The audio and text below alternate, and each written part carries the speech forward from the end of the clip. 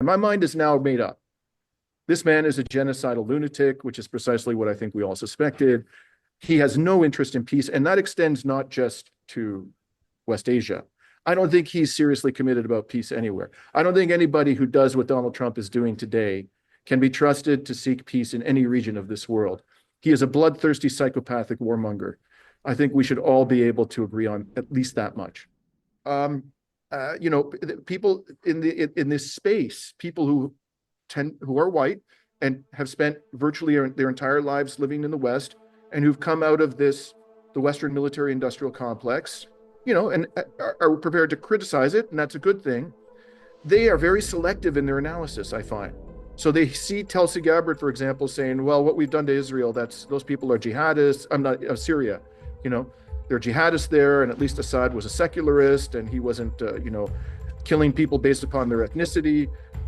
Because she's done a couple of good things like that, and because she's recognized that Ukraine is a proxy war, they wipe the slate clean for all that other stuff. No, a person is a whole. You have to look at their whole record. You are what your record says you are, and there are some terrible things in Tulsi Gabbard's record, which they are too willing to sweep under the rug.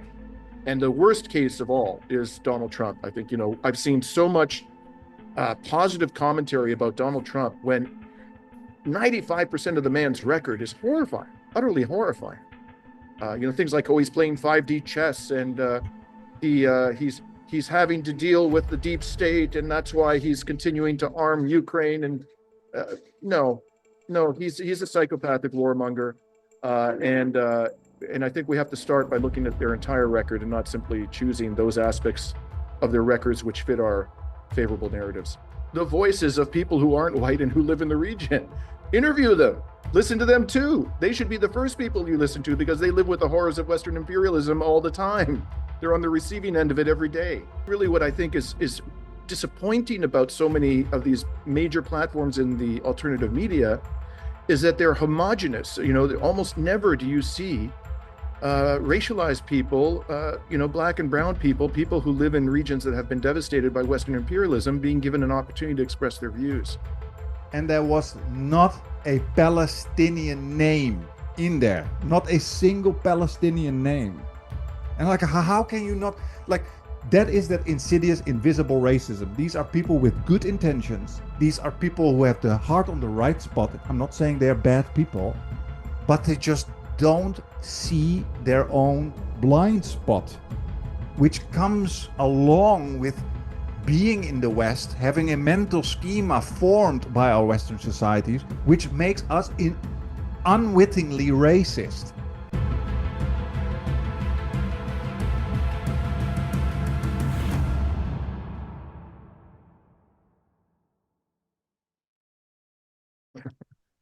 All right. Good day, everyone. We are here again with I want to say friend of the show, but actually I should say brother Dimitri, with a brother of the show. Very good to see you again, Dimitri. Feelings mutual. Thank you, brother. I wanted to talk to you again today because we often have a kind of meta-analysis of the anti-imperialist scene together, and I think every now and then we need to get together to talk about the state of affairs. So that is what we wanted to do with you today. But first, I wanted to ask you, and that is that just pops up in my mind just now. What is your assessment of what's going on? Just all of a sudden, you could say that the genocide has started again in full effect, and I just wanted to know what is your assessment of that, and how are you dealing with that? Well, I think I start by reminding myself every day that the genocide never actually ended. The people of Gaza and throughout this so-called ceasefire, have been living in absolutely monstrous conditions. There are people, for example, who need medical treatment desperately. Probably hundreds of thousands of people need medical treatment urgently, either of a physical or psychiatric nature, because of the horrors of what they've experienced, and they're not getting it. And that in itself is causing people to die, to become permanently disabled, to suffer enormously. Israel has killed over 150 people prior to this Ramadan massacre, which I understand was the deadliest single day in the entire genocide in Gaza. Uh, I've seen numbers as high as 450 or more people killed, many of them children. And of course, Israel was depriving the population throughout this period of adequate food and water. And at no point was it giving the amounts necessary to sustain the population at subsistence level. And then it, because Hamas refused to acquiesce in its brazen violations of the agreement, and principally the refusal to evacuate Israeli troops from the Philadelphia corridor, the border between Gaza and Egypt, they decided to impose a total blockade, not simply prevent adequate medicine and nutrition and water from going in, but to prevent any from going in. So it never stopped. Nonetheless, because the intensity of it, fell dramatically at the time that this so-called ceasefire was entered into, and because Donald Trump was making noises about being peacemaker, as much as I loathe the man, I kept an open mind. During the first administration, you would be hard-pressed to find somebody in Canada who was more publicly critical of that creep than I was.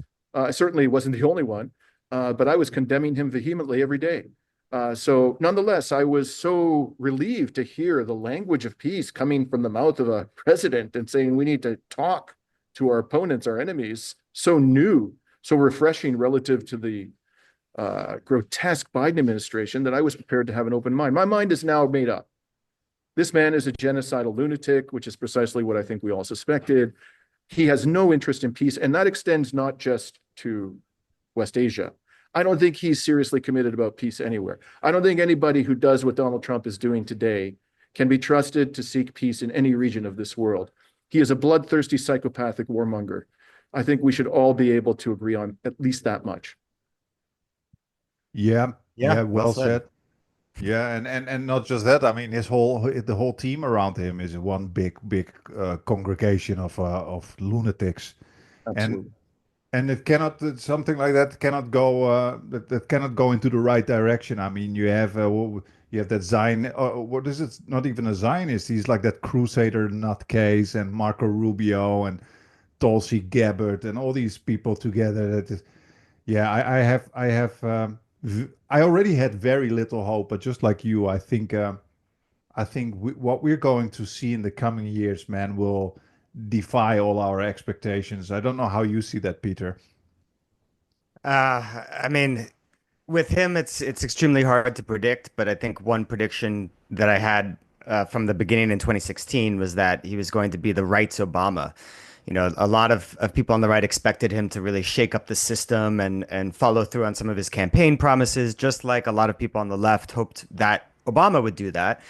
And then when he didn't in his first administration and basically governed like a standard Republican, including continuing the war in Yemen, which at the time Tulsi Gabbard opposed and has since changed her tune on that, now that Trump is the one bombing Yemen.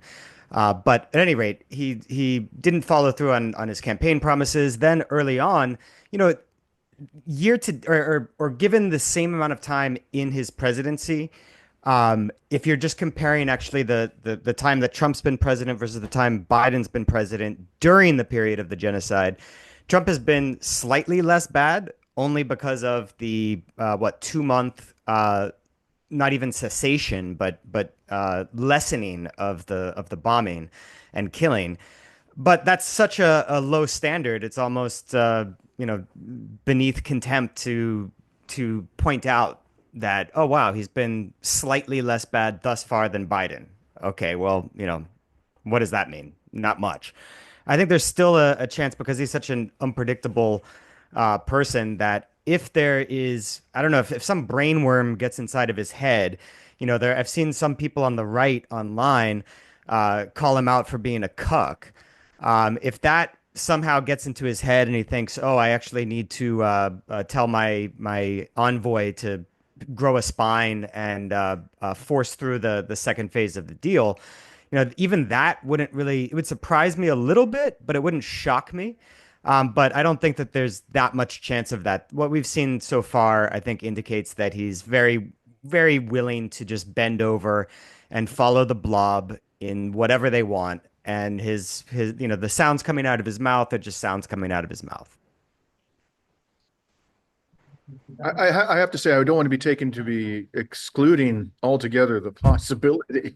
I think, Peter, you're right to say, hey, man, you never know, and I'll be the first person to praise the heavens above if Donald Trump actually finally puts a stop to this genocide or puts a stop to this insanely dangerous proxy war in Ukraine, uh, and preferably both. But I think that's highly unlikely at this stage. Yeah. Yeah, I totally agree. I totally agree. And that also brings me a bit to a topic that you and I regularly talk about, Dimitri, and that I wanted to talk about today. And that is what I often term on my Substack white anti-imperialism, or Western anti-imperialism, or Western white anti-imperialism. And that is the tendency in imperialist spheres, imperialist channels. And luckily, you are not like that, and our channel is also not like that. You can go to the videos list for those who want some proof. And that is the tendency of many Western leftists, but also anti-imperialist channels, to only talk to the same faces over and over again. And usually these are the same Western, usually white faces, which have often a very different, very different, but often a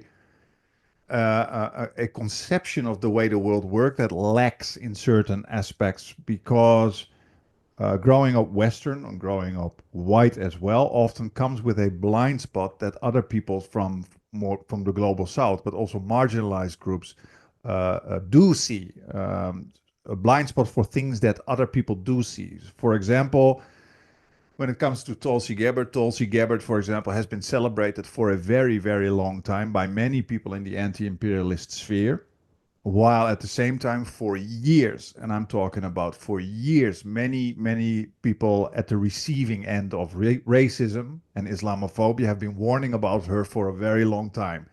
That she was very sympathetic to BJP Hindu fascism, that she often was very supportive of the war on terror. I think she's still supportive of the war on terror.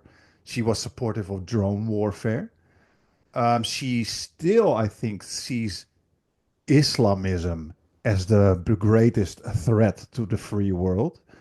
All these Bush style rhetoric are things that many people who come from more marginalized positions saw through. This kind of rhetoric, many people saw through that who come from more marginalized positions. These kind of subtle signs are things that people from marginalized group pick up on. And yet, you see in many Western anti-imperialist spheres, many white anti-imperialist spheres, that there is this kind of how can I say that? There's this kind of forgivingness. How can I say that? They easy forgive these kind of signs where certain people are maybe good at certain aspects when it comes to anti-imperialism, but at the same time, there are clear signs that these people are not okay, that they have racist tendencies. I'm talking about the Viktor Orban. I'm talking about the AfD in Germany. I'm talking about the Tulsi Gabbard. I'm talking about the Donald Trump. Often you see in many anti-imperialist spheres, many white anti-imperialist spheres, that they say, oh, what this person is good on Ukraine. Oh, this is good for the United States.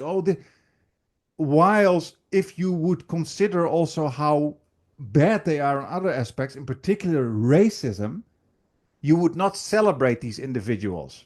And I see that this is a recurring problem in the Western anti-imperialist scene, where the same white anti-imperialist faces are are invited over and over without talking to any people of color, without talking to any people from the global South.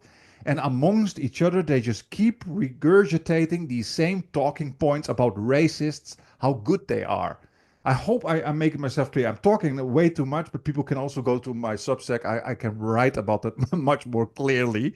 And And that bothers me and that frustrates me, because if they would talk more to people such as yourself, such as myself, but also other people from the global south, for example, or people of American people of color who have good analysis, I say a Gerald Horn, for example, they would come to very different conclusions about these people that they speak about, and often also the way they speak themselves about other groups. By the way, we discussed it before, Dimitri, how, for example, a Scott Ritter or George Galloway talked about the Arabs, and I think I just wanted to discuss with you about that, like this kind of issue we have in Western anti-imperialism, to just not listen to other voices outside of that white bubble mostly.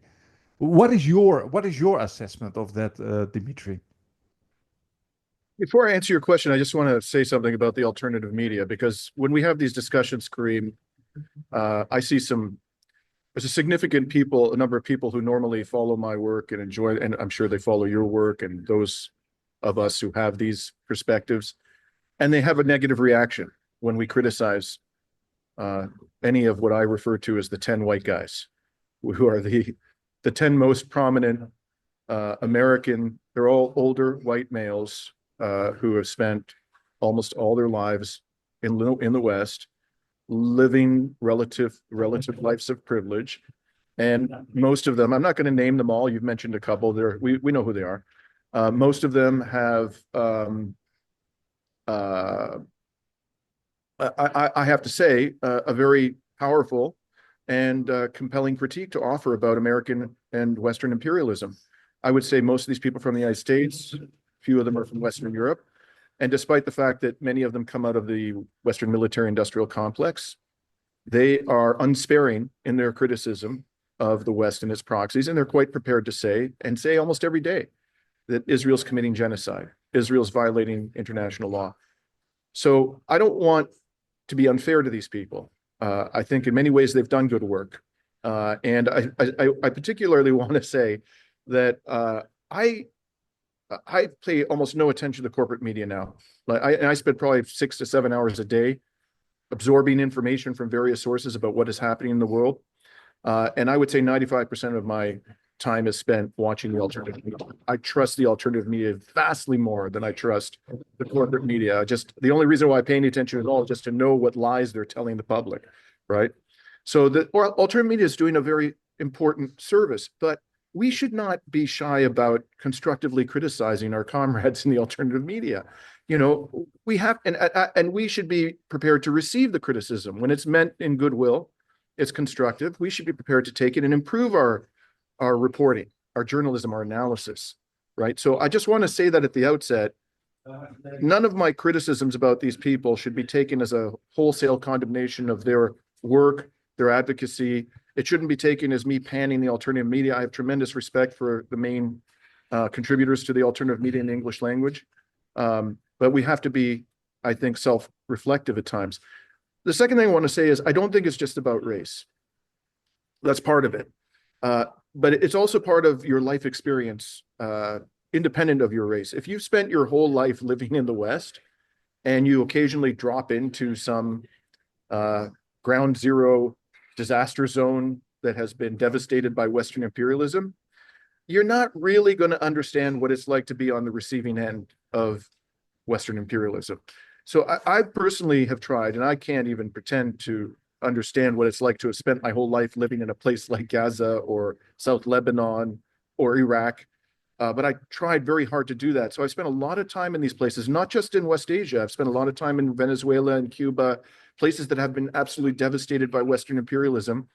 If you don't spend a lot of time there, your view is going to be, I think, impoverished to a degree. You're not really going to understand. And I think this is something of what was going on when, we heard this criticism of the quote unquote Arabs coming from some prominent white commentators, is that they've never had to be on the receiving end of Western imperialism, whereas the people who are dealing with it every day really understand the true horror, the true depravity of it, and how hard it is to overcome it.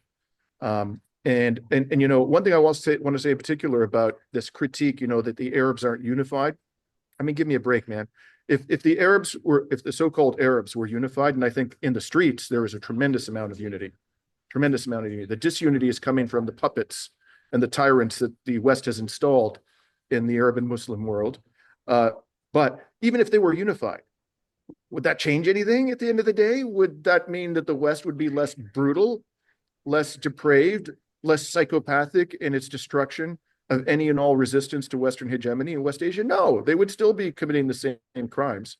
So it isn't the unity or the lack thereof that is causing the suffering of peoples in this region. So I had to get all of that off my chest. I don't know if I've answered your question, but to get to that point quickly, people like Tulsi Gabbard, people in this space, people who are white and have spent virtually their entire lives living in the West and who've come out of the Western military industrial complex, and are prepared to criticize it, and that's a good thing. They are very selective in their analysis, I find. So they see Tulsi Gabbard, for example, saying, well, what we've done to Israel, those people are jihadists. I'm not Syria, they're jihadists there, and at least Assad was a secularist, and he wasn't, killing people based upon their ethnicity. Because she's done a couple of good things like that, and because she's recognized that Ukraine is a proxy war, they wipe the slate clean for all that other stuff. No, a person is a whole. You have to look at their whole record. You are what your record says you are, and there are some terrible things in Tulsi Gabbard's record, which they are too willing to sweep under the rug.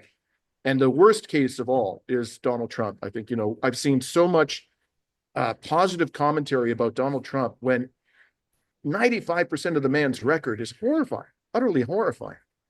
Things like, he's playing 5D chess, and he's having to deal with the deep state, and that's why he's continuing to arm Ukraine. And no, he's a psychopathic warmonger, and I think we have to start by looking at their entire record and not simply choosing those aspects of their records which fit our favorable narratives. Sorry for the long. I think I had to say all of those things in the context of this conversation. Sorry. No, absolutely. It makes me think of a phenomenon in psychology called the halo effect, where when you like someone for one thing, you tend to make your judgment of that person uniformly positive, and then you start to interpret everything they do in a positive light because you like them for one thing. And I think that's very clearly going on with some people loosely on the left who are big fans of Tulsi because they only heard her, criticize the civil war, or the U.S. intervention in the civil war in Syria, and say, oh, well, she's right on that. So now I've got to you're not thinking in this way, but you subconsciously tend to judge everything about her to align with your positive judgment about the one thing. And the same thing happens the other way too. You judge somebody negatively for one thing they do, and then you judge them negatively for everything as a result. That bleeds over. A former advisor of mine would call that categorical thinking. You tend to put concepts, people, phenomenon, etc., into a unitary box, and everything about them gets the exact same shade of moral judgment or political judgment. So I think that's a very powerful phenomenon that can affect anyone, and I think that's probably behind some of the stuff that you just said. Yeah. And one other criticism I want to have, sorry to interrupt, Kareem, of our comrades in the alternative media is, I'm not suggesting that you shouldn't be interviewing these 10 white guys. I've interviewed a number of them myself. And by the way, they don't seem particularly interested in coming back on my show now that I've criticized some of them, but that's another matter.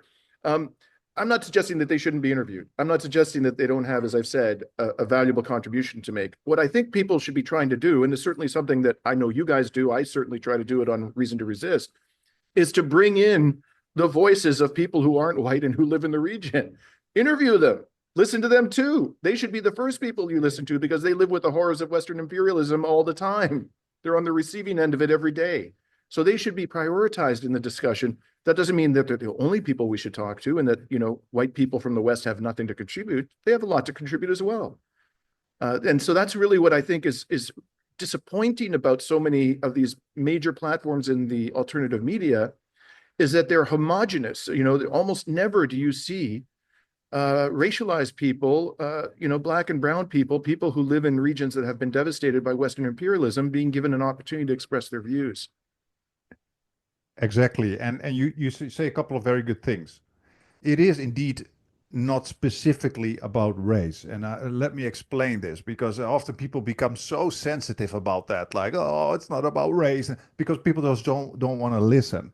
There are indeed many great white analysts. I mean, look at our channel. There are enough.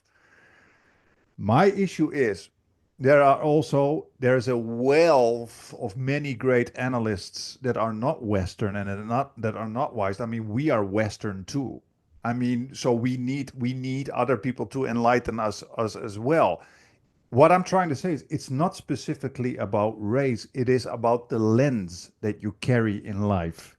And if you grew up Western, or even more specifically Western and white, you have a specific lens in life, and there are certain things you do not see because your whole life you did not experience these things. That is why you have often people of marginalized groups, for example, Muslim Americans, who have been warning about Tulsi Gabbard for a very long time. Not because there's something very special about Muslim Americans, it's because their life has given them a lens. The way they are treated, their experience in life has given them a lens to see the subtle signs that somebody is not kosher, that somebody has not the best intentions, such as Tulsi Gabbard.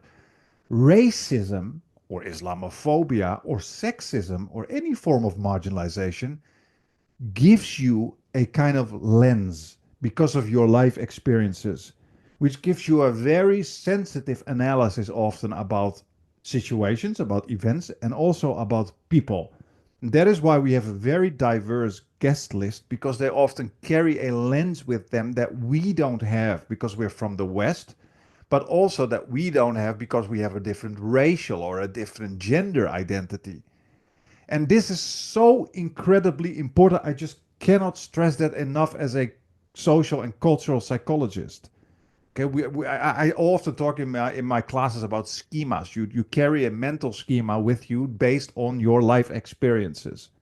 That is why we like to listen to somebody like Gerald Horne. Gerald Horne is an African American activist and historian.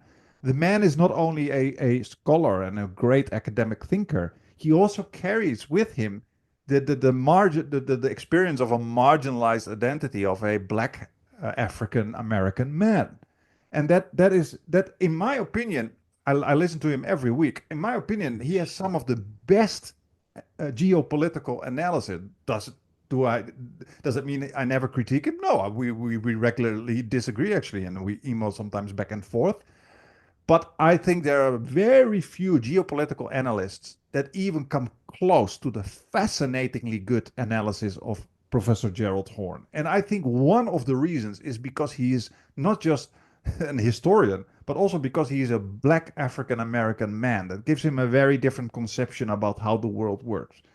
And that is with many of these identities. And I say this because I really have not even on purpose. I just lately I am not watching the channels anymore where I always see recycling the same Western white voices.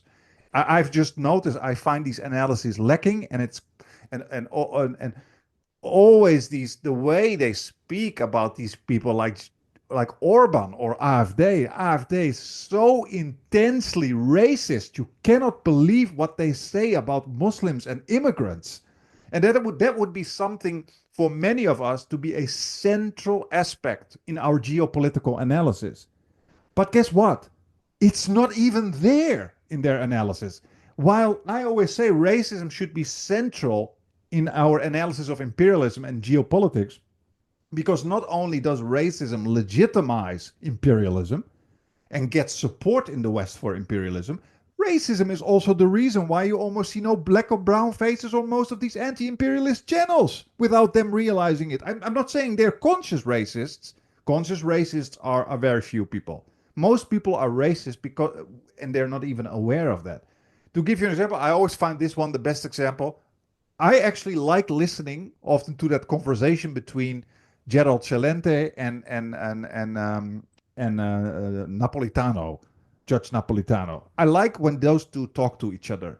You know, it's funny. They are open. They bash on the United States. Very interesting. And Gerald Celente cares about the Palestinians. I like that too. But I never ever anymore go to the channel of Judge Napolitano, and that is because I can you can keep scrolling through his video list. There's not a single non-white face ever as his guest, not ever, and that doesn't mean that And all his guests. virtually no women. Have you ever seen a woman being interviewed? Yeah, I just wanted to say, Sorry. and every now and then a woman pops up, a white woman, every now and then, and Yeah. and don't get me wrong, there are actually good guests. I mean, some of his guests have been on our show, but a show that only talks to people from a certain group of people, I lose my interest because there is a lacking analysis of a lens that people carry with them if they're from the global south or if they're a person of color or even a person of a different any other kind of identity, gender identity, whatever you want to say. Now I talked very long time, but just to wrap it up very quickly, it is not specifically about race. Oh, you cannot have this. No, what I'm trying to say is about the lens you carry, and you need that diversity in lenses. What do you think, Dimitri?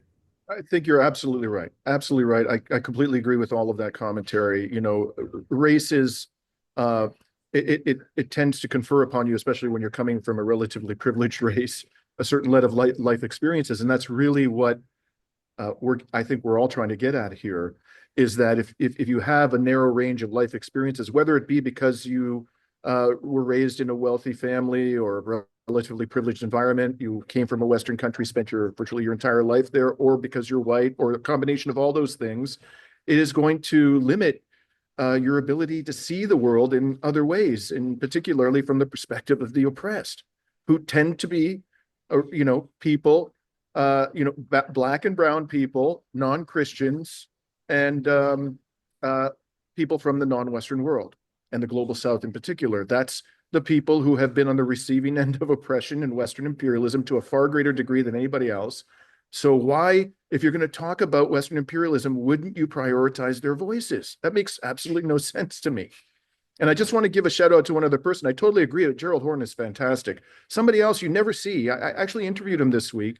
I've known him for years, is Ajamu Baraka, the head of the Black Alliance for Peace, who ran with Jill Stein. This is not some obscure figure. He ran with Jill Stein in 2016 as her vice presidential running mate, and they garnered 1.5 million votes in a very, very difficult environment. This man is a champion of peace and has been his entire life, and sees the world differently because he has a different background, including he is a black man, and that affects how he sees the world and how he's experienced the world. So I don't think there's anything wrong with having the 10 white men on your program from time to time, but shouldn't you be prioritizing the people who have experienced oppression at the hands of Western imperialists their entire lives? That just seems to me to be a common sense if you really want to understand what it's like to live in that world.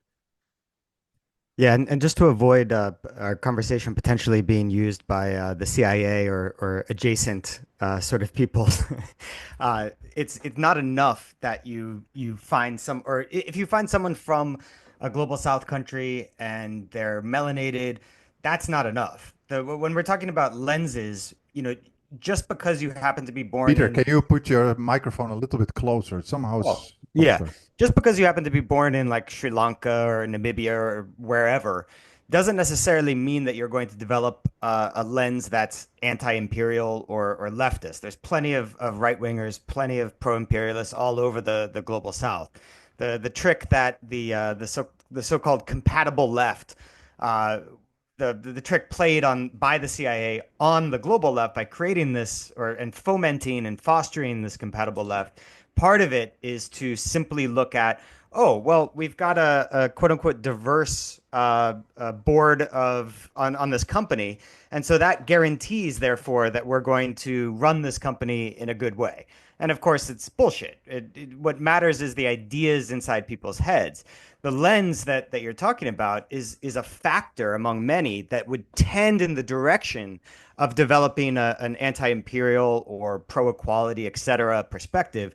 But it's not a guarantee. It doesn't determine it. So it's a matter of I think you can kind of go back to schemas. I really like that way of looking at it. So schemas are basically just the word we use to describe the way that our brains store and use information. It's not like a computer hard drive. Both Kareem and I and Dimitri could read the exact same thing, and we would have very similar schemas in our head as a result. But for instance, if the thing we were reading was about inequality and middle class, Kareem grew up extremely poor, and Dimitri grew up extremely rich, the schemas that we develop as a result are going to be different because the way our brains encode information attaches to experiences and feelings. And so that gets to the lens concept that you guys have been talking about. But it's just not a guarantee. Like, just because you were born into a marginalized identity or skin color or country or whatever, there are plenty of examples of people who develop, like Kareem, you talk about colonial mentality. There's plenty of people who develop just as right wing, just as pro-imperial perspectives, but there's a lot of people who don't. And for them, the schemas they've developed, the knowledge that they've accumulated is connected to direct experiences and emotional reactions to things. So the way that they process other information and make moral judgments and political judgments can be very different because there's a more felt immediacy to the injustice. Whereas, for people in rich countries, if you're talking about poverty and the crime that we still have intense levels of poverty all over the world, which causes untold suffering and death. I can appreciate that, and it hurts me, but it would be different if I had grown up in a slum in Haiti and actually had visceral emotional memories connected to that. People dying that I loved because they simply couldn't access healthcare or didn't have good food, etc. Yeah, and that's exactly what I mean, Peter. And it's good that you say that also for the audience who think often in very black and white terms. No, what I'm trying to say, I mean, Barack Obama was a half black. I mean, that doesn't mean you have the right opinion. I mean, look at how many people in what you're saying who have a colonial mentality, who are pro-West and think that the liberal civilized world is the West. You have them in Iran too. But what I'm trying to say is indeed of those, let's say, well, what you're saying, that experience of being marginalized gives you an extra, often an extra sensitive lens to things in life that you often do not have when you're not from that identity. That doesn't mean that everybody from that identity indeed has the right opinion. It just means indeed that you have a much higher chance that you get a more sophisticated analysis when you get somebody from these identity groups. For example, I have a lot of compassion with people who have a different marginalized identity. Let's say you're trans. I don't think that's an easy life, not even in the West. At the same time, and I can completely empathize with many of these things. At the same time, I will never know what the intricate details of your life experience are being trans. And I'm not going to sit here together with other guys over and over every week with the same male faces talking about what's happening to trans people. I should actually start talking to them. And that brings me, for example, to Palestine. All these channels, I kid you not, well, a lot of them, talk about Palestine and never talk to a Palestinian or an Arab even. Like that stuff is pissing me off, man, beyond belief. Like, how can you be so blind? Like, I'm just baffled. How can you be so blind that you never talk to an Arab or and I'm saying Arab, I'm even generalizing now, let alone a Palestinian. How many times do you see a Palestinian? And all they talk to is other white guys or white Jews. I mean, it's literally baffling. Like the only people that pop up in their mind are Westerners about Palestine or white Jews. And I was actually last time also I saw such a sympathetic guy, and the guy was like, "Okay, if you guys want to understand something about Palestine, then listen to this person or this person or this." And he did a whole list, and there was not a Palestinian name in there, not a single Palestinian name. And like, how can you not like? That is that insidious, invisible racism. These are people with good intentions. These are people who have the heart on the right spot. I'm not saying they're bad people, but they just don't see their own blind spot, which comes along with being in the West, having a mental schema formed by our Western societies, which makes us unwittingly racist. You understand what I mean? And Yeah. just what you said, Dimitri. I saw your interview with Aja Mubaraka. I was I've also been trying to reach him. I think he's one of the most interesting guys to listen to from the United States in the league, in the same league as Gerald Horn. They're fantastic analysts, and that is what I mean.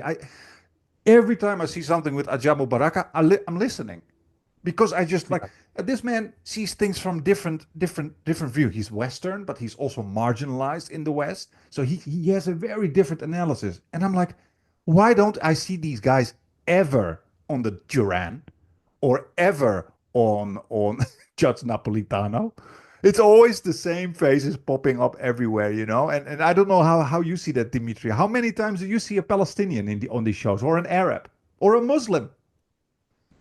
Almost never. There are a couple of exceptions, like Nima Al-Kurshid, Dialogue Works, which is a big platform in the alternative media, but he's not a white Westerner. I believe he's of Iranian origin. He Palestine actually, Deep Dive, also a good one. I'm sorry. Palestine Yeah, Deep Dive, yeah, also a good one. right, right. So Nima will have people from the region on his show. He does that fairly regularly, but the others, no. And I want to say this, there's really two reasons why right now in particular, we have an obligation in the alternative media to be interviewing people from Palestine. It's not just because they know better than anybody else what it's like to be subjected to Western-backed apartheid and genocide. Uh, who knows better than they do? They live with it every day, and they've been living with it every day their entire lives. But it's also that there's an urgent need for us to humanize them. They are being dehumanized in the West. And the best way to dehumanize them is to talk to them and allow them to speak to the broader public in the West and show them who they really are, and undermine the narrative that we are constantly being bombarded with about how they're prone to violence, and they're drafting their little babies into, they're turning them into terrorists from a very young age, and they're motivated by nothing other than irrational hatred of the Jewish people, and they hate our freedoms and all the rest of that crap. I mean, let them speak to the public in the West. Give them a platform to humanize them. That's not being done, and it was never more urgent than it is now. Now, on a completely unrelated point, I want to come back to a name you mentioned, Viktor Orban, because I think this is quite instructive. He is presented in the alternative media as being this, outspoken critic of Western foreign policy, and, a man of principle, and he's seeking peace and all the rest of it. Well, it's very interesting that people have that perception about Orban, because in 2023, I did an analysis without thinking that I was going to come to the findings that I found of voting patterns in the United Nations General Assembly. And it took me weeks to do this analysis. I didn't have anybody to help me. I looked at the entire session. I think it was the 2022-2023 session of the UN General Assembly. And my goal was to identify the countries that voted most often with the United States. Okay. So I looked at every single resolution that was passed. I looked at every single vote that was adopted. I tallied up the numbers. Number one, won't surprise anybody, the country that voted with the United States most often was Israel. Number two, close behind, was my pathetic country, Canada. Number three was Hungary. Hungary and Canada and Israel were way ahead of everybody else in terms of their foreign policy alignment with the empire. Now, does that sound to you like this man is an independent thinker, that he develops his foreign policy independently of Washington? I mean, give me a break, man. And despite all his hot air about bringing it into the Ukraine war, what did he actually do to stop? He had a veto power in many of the instances when the European Union, decided to send massive amounts of weapons or impose sanctions on Russia. He didn't exercise the veto power. He's just a windbag. And again, if you look at the totality of the windbag's record, he's an anti-immigrant bigot, and he deserves to be condemned as such. So I think, he's instructive. He's a very good example of how we are selective, not we as in the three of us, but people in the alternative media are selective in examining the records of these so-called anti-imperialist political figures from the West and elsewhere. Yeah, Orban is kind of like the Erdogan of Europe to the extent that he's a big windbag, but when it comes to actually putting words into actions, but I think he's a great example also of the halo effect, that people see him criticize the Ukraine war or Western policy towards Ukraine and Russia, and then they're like, oh wow, thank God he's saying this, and then they have this tendency to just embrace everything and make him into a hero. And then, of course, it can work the opposite way too. You can look at how, what he actually does is his anti-immigrant policies, his right-wing policies, the fact that he's a star of a big part of the Western right, transnational right, and then say, well, we can't trust anything that comes out of his mouth. It's, politics is not for categorical thinking. Politics is not for the halo effect. Right. Yeah. Absolutely. Yeah, I'm not suggesting that even Orban has nothing positive to contribute to the public discourse. By accident. Yeah, absolutely. And the other thing I want to say to go back to another figure you mentioned, Barack Obama. In the 2007 primaries, when he first emerged as a national figure of national importance and was battling with Hillary Clinton for the Democratic Party nomination, I was so swept up by this man. I was, working full time as a partner in a law firm at that point. On two occasions, once during the primaries and once during the election campaign, I took 10 days off and I went to the United States. In the first instance, I worked for the Obama campaign in Indianapolis, and my job was simply to go into predominantly African-American neighborhoods, very poor, rundown African-American neighborhoods, and persuade people to come out and vote for Obama. And the second time I did the same thing, but this time I volunteered for his campaign in Pennsylvania, in Pittsburgh. And I'm not even an American. I had no right to vote, but I was that enamored of the man. I realized within 3 months that I was a chump and a sucker and a fool. Within 3 months of that man being elected, even before he took office, he decided, after acknowledging that waterboarding was torture and that the Bush administration had authorized torture at the highest levels, he immediately came out and said, as soon as he was inaugurated, that's behind us now. We're going to look forward. We're going to look forward. We're not going to do a damn thing. He said he's going to close down Guantanamo in like 100 days. It's still open. That human rights horror show. Okay. The second thing he did was Netanyahu launched one of his mowings of the lawn of Gaza in December of 2008, I believe it was, just before Obama took office. And Obama said nothing. He said, look, I'm not the president yet.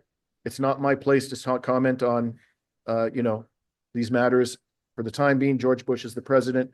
And he decided not to say one word of criticism about Israel as it was slaughtering Palestinian children. And the third thing that he did was that he publicly urged, you may recall that there was this humongous bailout that Congress brought forward for the banks, something like $800 billion. And because there was so much anger at the banks, for once, congressmen did what was demanded by the public, and they refused to authorize the bailout. So the stock markets tank, and Obama comes out and starts advocating for Democrats in Congress to support the bailout and ultimately passed. And this, of course, completely contradicted what he had said about Gaza. He said about Gaza, well, I'm not the president, so I got to keep my mouth shut. But when it came to bailing out the banks, he was happy to open up his mouth, even though he wasn't in the White House yet. It took 3 months for me to realize that I'd been snookered by that man's race. Because that's all it was at the end of the day. I was so swept up with the fact that finally a Black person was going to be the president of the United States that I decided, even though I'm not an American, have no right to vote, that I was going to commit 3 weeks of my life to supporting this campaign. That was a bitter lesson for me. Yeah. So, at the same time, so I'll be the first person to recognize, as you both have said so eloquently, coming from a marginalized racial group doesn't mean you're going to be a voice for the oppressed, as we learned. And that is also the biggest backstab that came from the liberals. That's what the liberals have been so good at, abusing race to the extent that many people now just refute it outright. That race is not important. That's woke. Now that everything is refuted as woke, and the liberals have really stabbed marginalized groups deep in the back. Why? Because with that stuff with Obama, but also with all these initiatives about black faces in high places, but at the same time they were still white supremacist imperialists. What they did was actually make people think, okay, DEI, social equality based on racial identities is not important. That's all identity politics. That's all woke. Well, I can tell you it is important. But they have destroyed. They did marginalized groups such a disservice, because now you can start all over trying to convince people that despite what the liberals have done, it's still exceptionally important to get the viewpoints from people who come from marginalized identities. And one of the major one is race or racism, because races don't exist, because Islamophobia is a form of racism. Okay, and then people say, yeah, well, Islam is not a race. No, but black and white is also not a race. It's not about race. It's about the function of racism, that is to demonize and marginalize another group so you can do bad stuff to them. And Islamophobia has the same function. And what I'm trying to say is that if you speak to people who are on the receiving end of that kind of marginalization, they have a completely different lens, a different analysis of the world around us. And I keep saying that is super important. And to get back to your thing about Orban, Dimitri, it is so frustrating to see all these Western anti-imperialists and leftists celebrating these bloody racists, because in a way you see these people as comrades. You see these people as your allies in the battle against an unequal, unfair imperialist world. And to then see these same people celebrate individuals who stab a lot of our allies, who want to stab a lot of our allies in the back, without even considering that. That's just a side note. Orban hates Muslims, Orban hates immigrants, has the most horrible border policies. Forget about those people. I don't even think about them. Orban said something great about Russia. So that's why now I only say positive things about Orban. That's the way it works. It feels like for a lot of people who are at the receiving end of people like Orban, it feels like a betrayal of your allies. And I saw the same thing happening once before. And I remember, I think it was, I'm not sure. I think it was the Duran. I'm not sure. And they were talking, I kid you not. They were seriously speaking to a guy from the Netherlands who is so right-wing in my country, so fascist, that he believes in racial theory. He literally believes that there are black races and white races, and the black races are intellectually inferior. He thinks that's a scientific fact. And they were speaking for more than an hour, serious with this guy. And I'm like, if you had ever spoken to leftists or anti-imperialists who are on the receiving end of racism, if you had broadened your mind, you would have never invited a guy like that because of the damage that he inflicts on our societies and on our fellow allies. You know what I mean? This stuff Yeah, yeah. really makes me fucking angry. I Oh should yeah. not swear, but hey. No, I'm fucking glad you did. So I gotta say, to hone in on that point, um, these parties of the right, which have been advocating admirably for an end to the Ukraine war, although they're not doing it for reasons of principle. Okay, they're doing it because they see it's damaging Europe, the economies of Europe, and that it is existentially dangerous. It's largely selfish reasons. It's not because they care about human rights or international law. They are fanatically supportive of Israel. Fanatically supportive of Israel. Orban, after the ICC indicted Netanyahu, he came out within, I think, a matter of 48 hours and said, Benjamin Netanyahu is welcome to come to Hungary anytime. We will welcome him with open arms. I have not heard a peep of criticism on the Duran or on any of these other alternative media platforms which praise the AfD, praise the Front National in France, praise Orban for wanting to end the Ukraine war. Not a peep of criticism for their support of Israel's genocidal regime, even though those platforms themselves condemn Israel for committing genocide. How does that make sense? How does that make sense? You know that it's a genocide, you condemn the genocide, but you have no criticism to offer of the people who are fanatical supporters in Europe of the genocidal regime? Shame on you. Shame on you. You should have the intellectual and moral integrity to be able to criticize them as well as to praise them when it's warranted. Speaking of integrity and fighting back, I wanted to get you to talk to the audience a little bit about that lawsuit that you're involved with in Canada, because I really think it's a great idea that more people in more countries should try.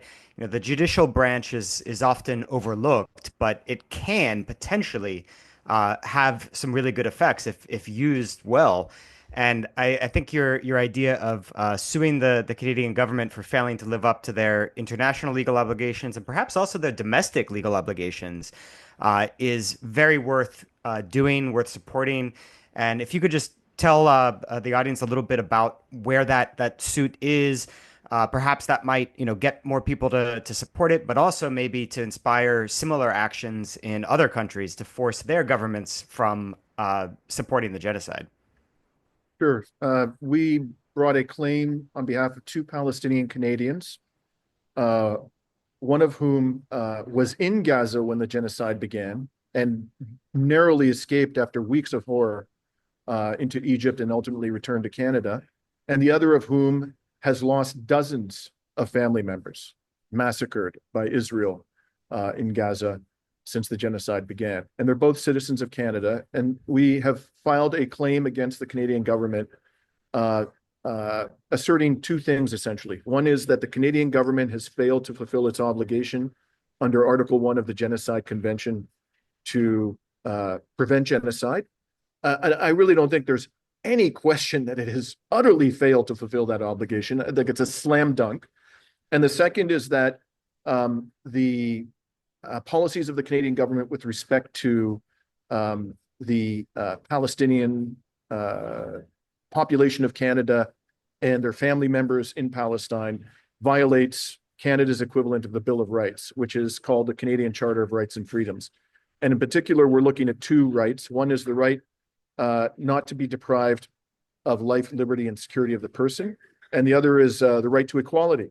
And one thing we highlight in particular in our 110-page statement of claim or complaint is that the Canadian government has capped the number of Palestinians who can come to Canada out of Gaza on an emergency basis at 5,000.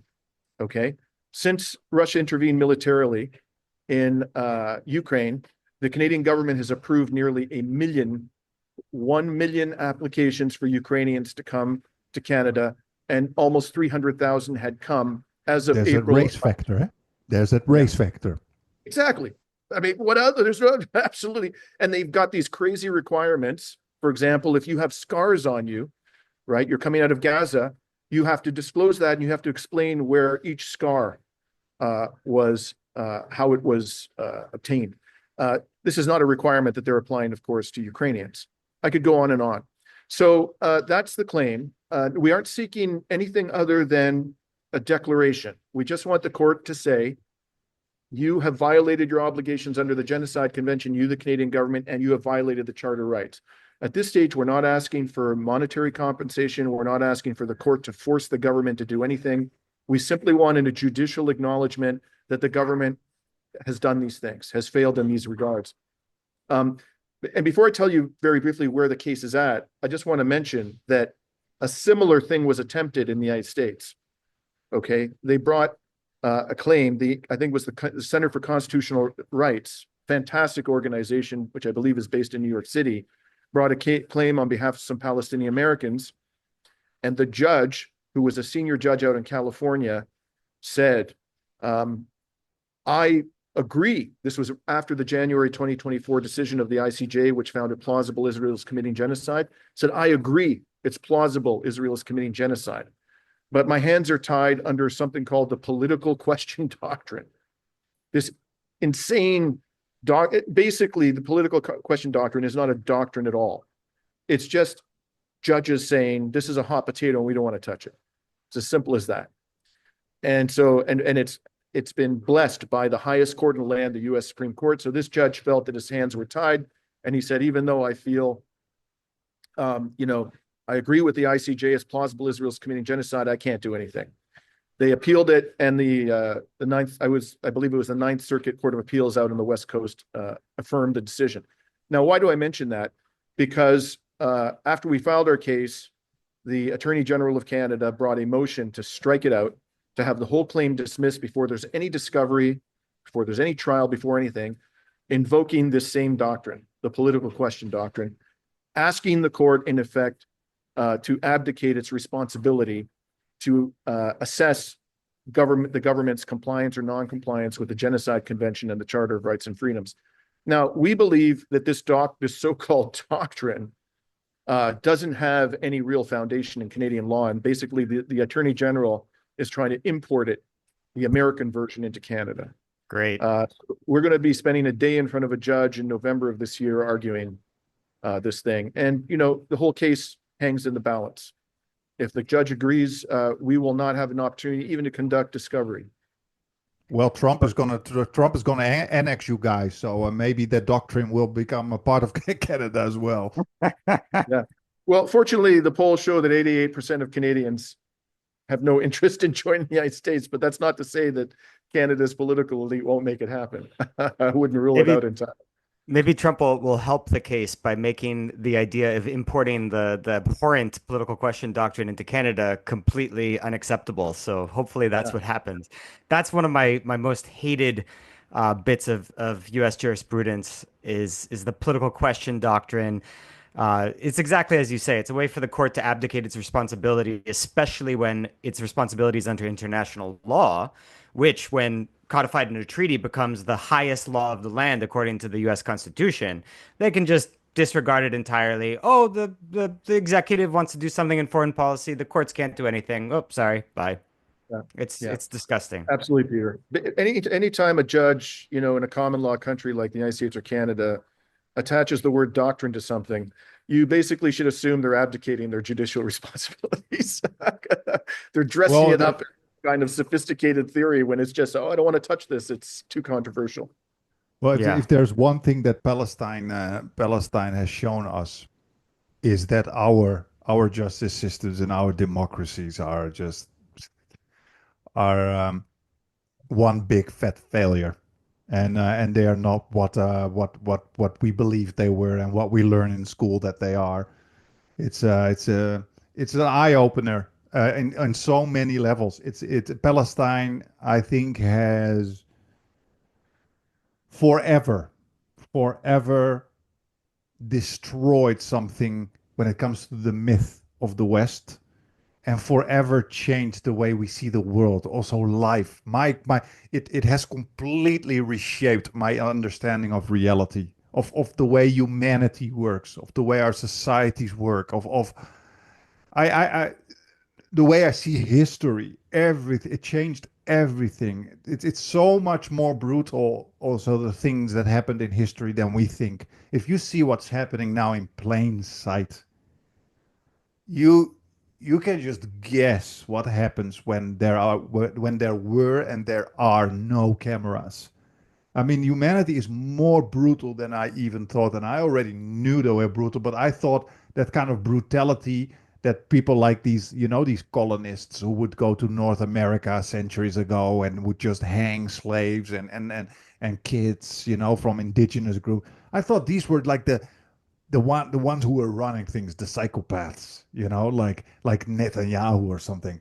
But what I see now, the psychopathy on a collective level, and I'm talking about not just the Israeli society, I'm also talking about the whole political class all over the West.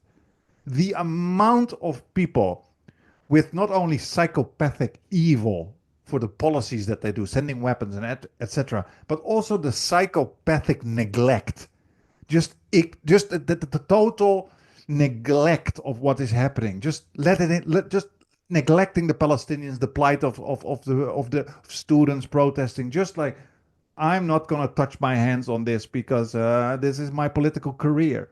Yeah. It's pure psychopathy, man.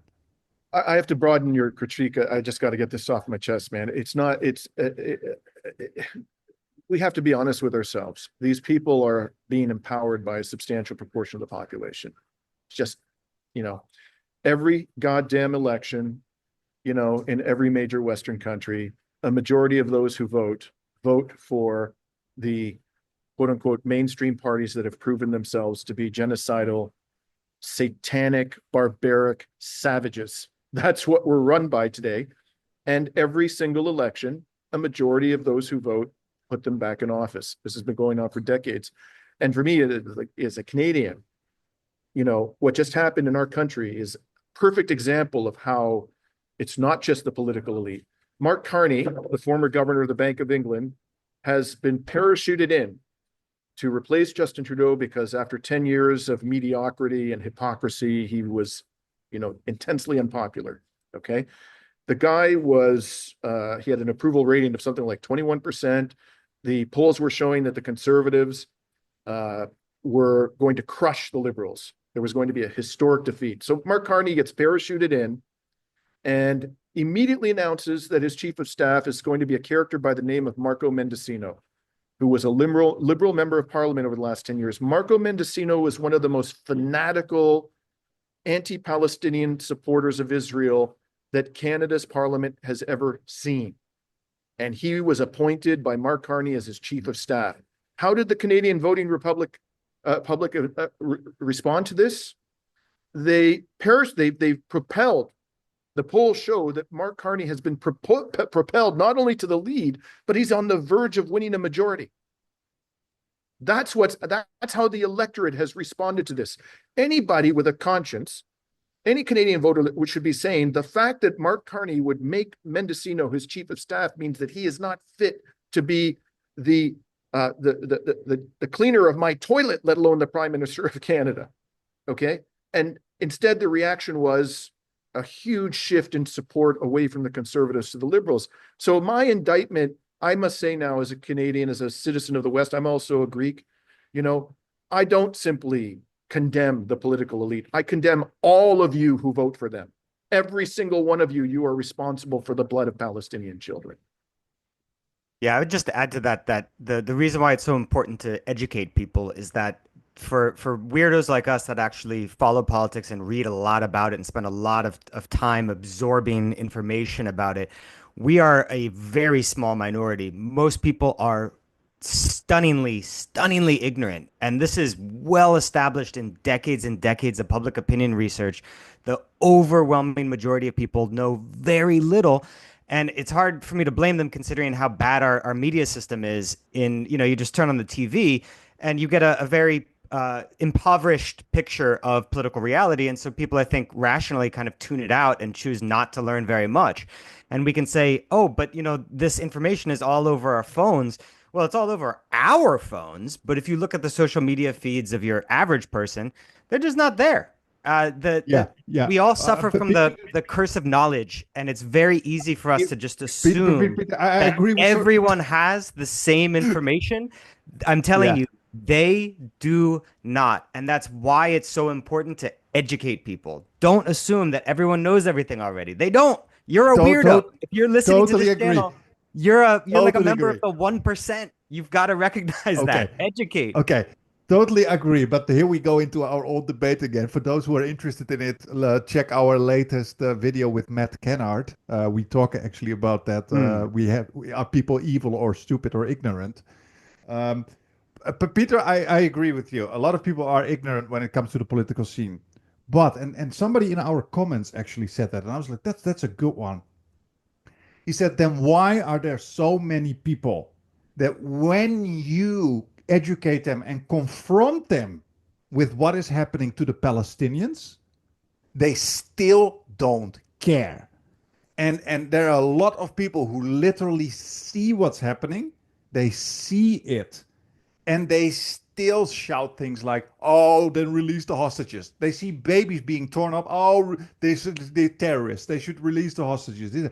There are a lot of people who are consciously unwilling to humanize or empathize with Palestinians, and I have seen with my own eyes that a lot of people may be ignorant. Yes, I agree, but I have now seen with my own eyes in this 1.5 years that it's almost impossible for many people. I don't care what you hear. Everybody knows how many children are being slaughtered. In fact, even mainstream media has admitted that, whilst still being very pro-Zionist. The fact that only this knowledge that most people have, that so many children are being killed, should be enough for you to say we must do everything to stop this. And there are just too many people, in my opinion, who are not just ignorant, who are just unwilling to empathize and humanize Palestinians. What do you think, Dimitri? I would have said exactly what Peter said up until this genocide began. And I did say it. I ran for political office in 2020. I ran to be the leader of the Green Party of Canada. And I can't tell you how many times I heard from people who supported my campaign, they denigrated voters. And in sincerity, I wasn't saying this to win votes. I was saying what I actually believed at the time. No, you can't blame ordinary Canadians for their ignorance. It's the fault of the media. So if they're given the information, they will overwhelmingly do the right thing, but they're not being given the information. I don't believe that anymore. Let's ask this question, okay? How many people in Canada and the Netherlands and France and the United States don't know that Benjamin Netanyahu has been indicted for war crimes and crimes against humanity? I mean, come on. How I would clueless do guess you the have to be majority. not to? I can't believe a majority of people don't know that. It's been all over the press. I mean, come on. How many people don't know that the ICJ ruled that Israel is plausible, that Israel's committing genocide? Probably You like know, 80%. they don't know that. Yeah, I'd like to it's I'd like to shocking. see. It's shocking. I'm telling you, like the curse of knowledge is extremely powerful. We say, look, it's all over the media. How could people not know that? But if you look at the audience of the mass media in the US, I don't know if it's the same in Canada. You get like, 10 million people for like broadcast TV news channels. You get like a couple million for the most popular cable news channels. That's your Fox News. You get less than a million for shows on MSNBC. For YouTube shows of the left, you get like maybe 100,000 in the 100,000s. We're talking about a country of 330 million. We have decades and decades of public opinion research asking random people, the most basic questions about politics, and the vast majority always get them wrong. My favorite example is they ask people in the US if from each according to his ability to each according to his need, the line from the Communist Manifesto, which all three of us would probably assume everyone knows it's from the Communist Manifesto. Half the people thought it was in the US Constitution. And there's just Okay, but gazillions of examples of that. okay, but we're now 16 months into this genocide. Uh, I personally have great difficulty believing that most people in our societies in the West don't know that Israel is doing horrible things to the Palestinians. I just find that, but let's assume that's true, Peter. Okay. I still won't forgive them because the information is one touch away. All you got to do is hit a button. Yeah. Okay. It's readily available to you. If you aren't willing to spend, how many hours are you spending watching sports? How many hours are you spending listening to these talking heads on the media that you know are lying through their teeth? You know that you don't trust the media and you watch them anyways. How much garbage are you watching being put out by Hollywood? Propagandistic movies. You can't take an hour or two to access the readily available information about what's happening in West Asia. There are wars going on there. There's killing. You can't take a little time to inform yourself and obtain that readily available information. No, I can't forgive that. Not I'm anymore. coming around. I'm And coming not around just to that, that all moral these students that position. are protesting. People are actually trying to tell you what's going on. There are students protesting. There's people saying, hey, look what's going on. And these people are consciously making the choice. No, I don't want to listen. No, I don't want to listen. I don't care about these Arabs. I don't care about these Muslims. I don't care about these terrorists. And you put it in their face. Look, babies, this happened. No, I don't care. No, I don't want to listen. If you are, how do you say that? Willfully ignorant, then you still have, then you're still responsible. You know what I Yeah, mean?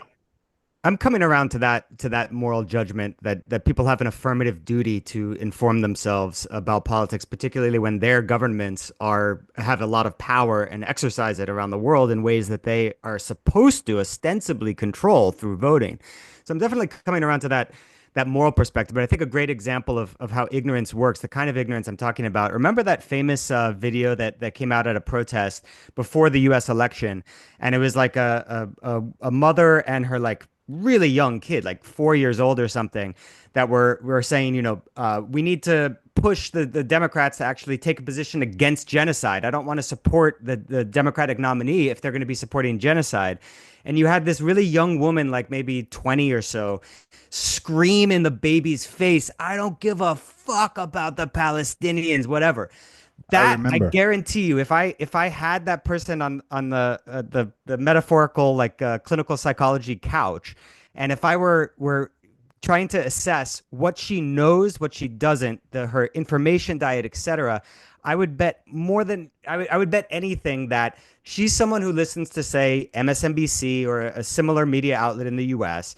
She focuses 100% of her attention on the horse race, the Democrat versus Republican fight. In her mind, Republicans are Satan himself, Democrats are the heavenly angels. And she just doesn't know very much more than that.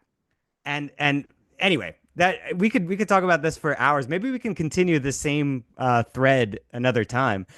But I just would reiterate, that's why education is so important. You can't assume that everyone knows what you know.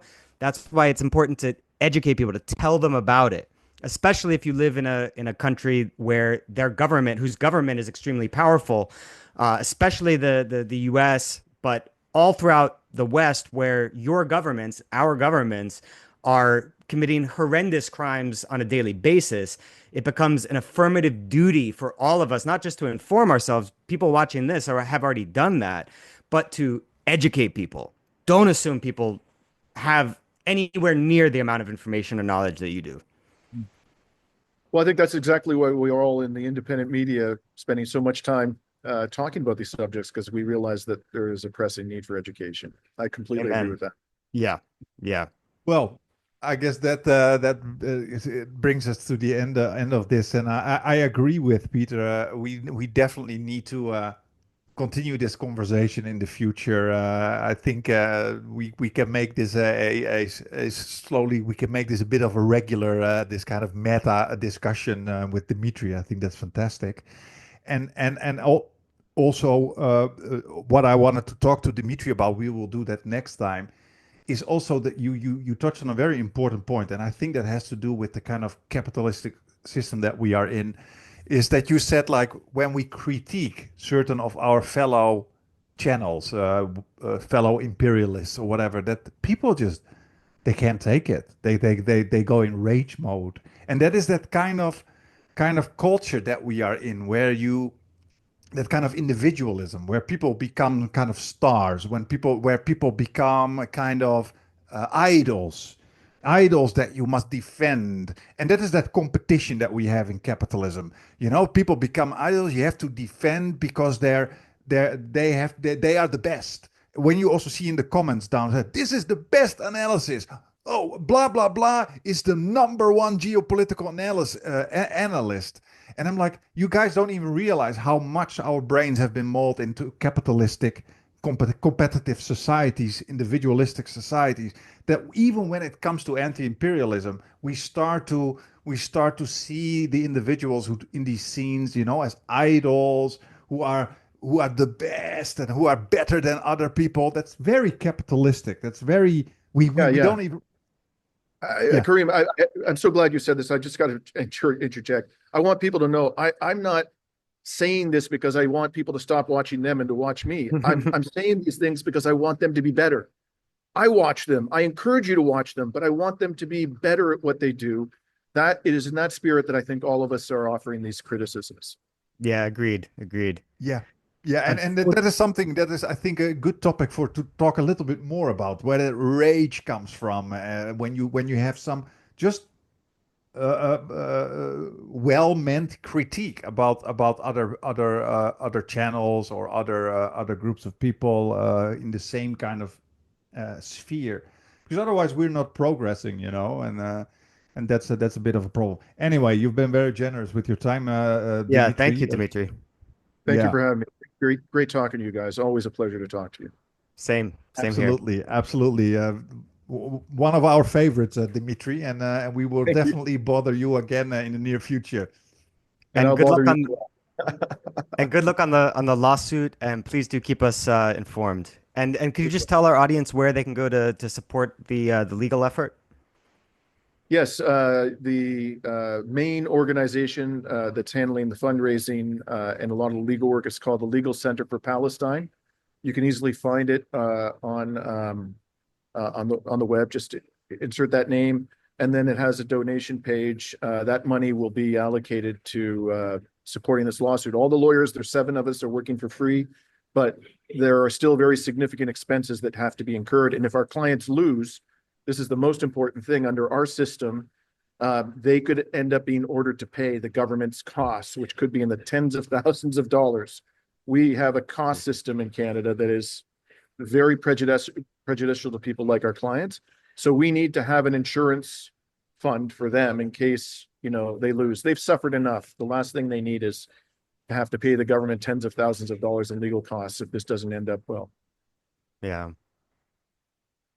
Well, definitely support Dimitri and his case, and we are going to see you soon, and we keep following you on your channel. And and by the way, one more thing, your fellow host Rami, Yes. I heard he's coming to China, so tell him to hop by Hong Kong. If he's here, he can visit us. Actually, you reminded me, I'm coming to China in October. I just bought my ticket last night. Come cool. to Hong Kong. I'll be there for 3 weeks. I'll look you guys. Are you both in China now? Yeah, Hong Kong. Swing by. Okay, great. I'll look you up and I'll tell Rami the same thing. Look forward to it. Great. Definitely come. Yes. All right. Okay. Take Have care. a great day. See you. Bye-bye. Bye. Bye.